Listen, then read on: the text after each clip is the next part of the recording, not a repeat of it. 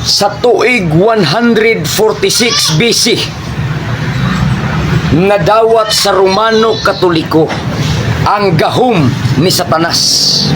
Tanawan ninyo ni may galay so kinahanglan ninyo ni tanawon maghisgot ta og diutay nga history nga maoy paborito tun-an sa Romano Katoliko, pero kining historis Biblia dili tuuhan sa Romano Katoliko.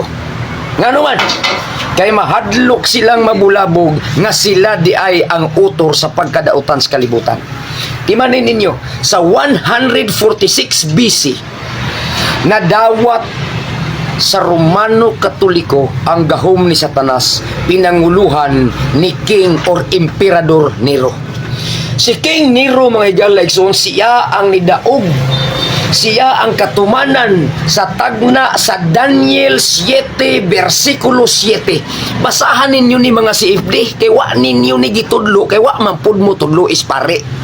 Munang wa po ninyo gitudlo inyong mga membro, wa gyud nakabalo. Muna nga pagtuon mo propesiya para makabalo mo sa kamaturan. No?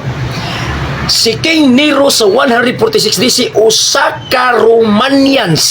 Ha? Siya ang emperor sa Roma nga nipildi igsuon sa gingharian sa Gresya. Nagkatawa ko ining atong higala nga defensor sa Seventh-day Adventist.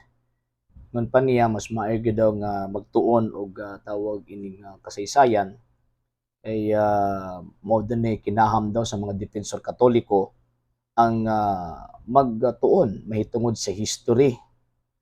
Niya ingon pa niya kamo mga katoliko wa mo magtuon, dapat pagtuon mo history. Yang iyang gihatag pod nga information dili history, kung dili story.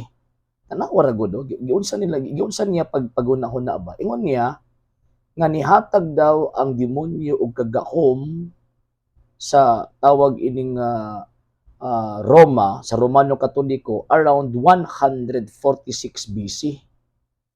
So ano pag-reconcile anang giingon sa kasaysayan nga ang Santa Iglesia Katolika Apostolika Romana nag-exist siya 33 AD.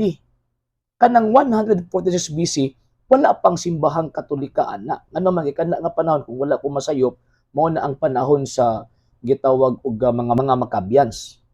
Mo nang ilahang tawag ining panahon. So yun sa ano pagmunahuna nga nanay Romano Katoliko at the time. Ang Romano Katoliko ni exist siya sa diyang gitukod siya ni Kristo ni abtong tuig 33. Pagbasa ra gud og history. Ikaduha ingon pa niya gihatag daw ang kagahom sa yawa dito kang Emperor Nero mga around 146. Kinsa kana nga Nero na iyang gipasabot no? Isa ko ang nibaw-an nga Roman Emperor nga ginganlag Nero na himugso siya December 15, 37 AD. Anak siya ni Emperor Claudius ug ni Empress Agrippina. So, isa man lagi una-una nimo nga tawag ining Nero nga nabuhi ng 156 BC. Nya at that time wala pa gitawag og Roman Emperor. Ang Roman Emperor nagsugod siya tawag ining wala ko masayop after na kang tawag ining Octavian. After na kang Octavian, si San Octaviano si pagkahuman ana ayon nisulod na padulong didto kang tawag ining Emperor Nero. Nya si Emperor Nero namatay siya in between sa 67 to 68 AD. Ana nga gitawag og panahon so di ato makita nga nagpataka lang og yawit yung atong higala nga member sa Seventh-day Adventist. Asa kaniya nabasa nga comics na ano na nanay Emperor Nero sa 146 BC. Nya si Nero daw ang katumanan anang Daniel chapter 7 verse 7.